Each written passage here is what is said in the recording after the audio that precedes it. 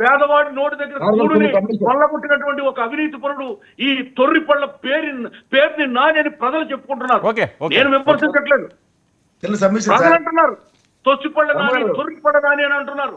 ఏమిటి బూతు మాటలు, ఈ పాచి మాటలు ఏంటి? తప్పు కదా.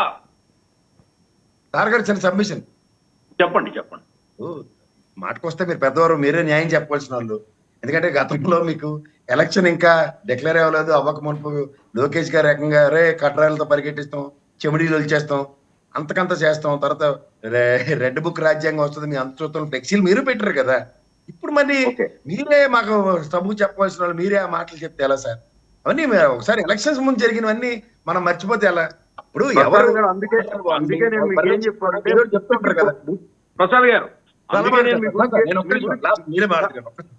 మీ గురించి నేను ఏం చెప్పానంటే వృత్తికి బృహస్పతి లాంటి వాడు మా ప్రసాద్ గారు అని చెప్పాను. నిజంగా మాటల పోటీ పెట్టుకుంటే మా మాటల్లో బూత్ ఎక్కువ ఉందా, ఆ మాటల్లో బూత్ ఎక్కువ ఉందా, మీరు జడ్జిగా ఉండి నిర్ణయించండి. ఎవరి మాటల్లోనే బూత్ వద్దులేండి.